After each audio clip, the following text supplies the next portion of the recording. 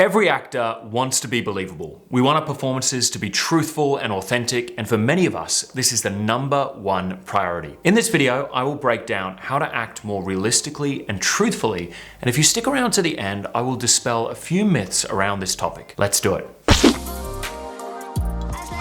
Nerves make you do weird things. The reality is, most of what is stopping actors from being realistic in performance are nerves, self-consciousness, and other fears. I believe if most actors could be unshackled from these fears, they would immediately become more authentic in performance. So the first goal for all of us is to build our confidence through experience. Get in front of the camera as often as possible or on stage and just do it. Simply performing regularly in these kind of nerve-wracking environments will help so much with becoming a more authentic performer. The next thing that stops realistic performance is trying to impress others when acting.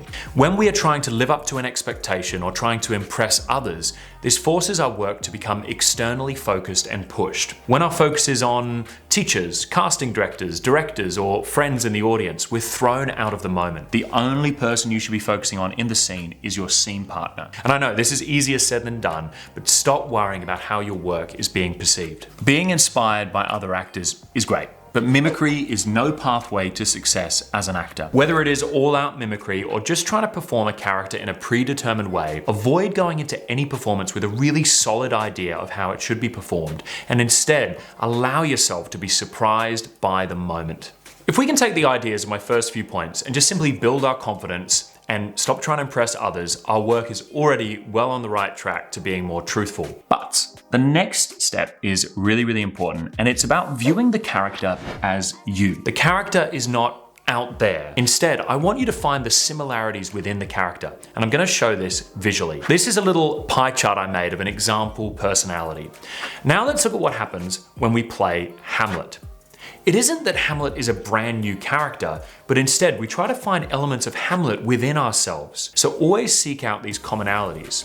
If you're getting notes that you're not being believable or realistic in your performance, it's probably because you're playing a character too much and you're separating yourself from the character. Shakespeare sums it up beautifully in one of his sonnets, Sonnet 23, where he says, "As an unperfect actor on the stage, who with his fear is put beside his part." What a beautiful way of putting it. When we're sort of separated from our character, what we want is to be living truthfully within the character, not separate from it. And speaking of Shakespeare, he also says in Sonnet 31, make sure to like and subscribe. Interesting. The next point is to simply stop acting unrealistically. Sounds obvious, but even really experienced actors fall into this trap. If you have a scene where you're drinking, well, actually drink. If you're reading a book, actually read. One really common one is when you go to leave a scene and the other character is meant to stop you, but you preempt being stopped. So whenever you have physical action within a scene, attempt to make it as believable as possible. The final factor to consider is connection. What I mean by that is how truthfully can you connect to the given circumstances of the scene. If you want to be realistic, you need to make the circumstances of the scene truthful and meaningful to you. So you have to use your imagination to get in alignment with the character and the story. How you do that? Well, there are literally thousands of acting books on the subject, but the short answer is to personalize everything. Everything in this character's world has to mean something to you. Once again, let's talk about Shakespeare.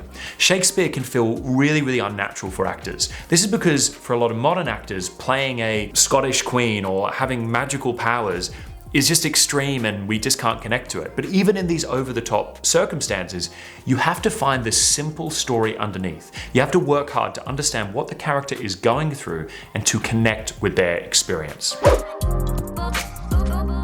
At the top of the video, I mentioned I would dispel some myths when it comes to acting realistically. I think these are really important as you attempt to become a more truthful actor in performance. Number one, realistic acting isn't small. Often teachers and directors encourage actors to do less and to be small to create more believable performances. Though this can often help actors to stop pushing, don't always associate small performances with truth. You can be big and make big choices and still be truthful. Number two, realistic acting doesn't have to be earnest or serious. In our endeavor to be more truthful, we often become too earnest. And this is such a common trap. So I really encourage you, don't get stuck in those all too serious kind of choices. Even if you're playing a really dark or dramatic role, see if you can find light and shade. Number 3, realistic acting isn't just for film. We should aim to be truthful and realistic in all areas of acting, including TV, commercial, and theater. The idea that theater is big or over the top, it's just nonsense. The fact that you're performing to more people doesn't mean you should be less truthful. This one really annoys me, and it's that all too common note of you're being too theatrical that just frustrates me so much.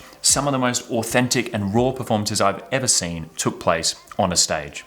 Everything I've talked about today is definitely going to help, but at the end of the day, it's about practice. Becoming a more realistic actor will come when you put in the work. So keep working on your skills and don't be afraid to make a few mistakes along the way.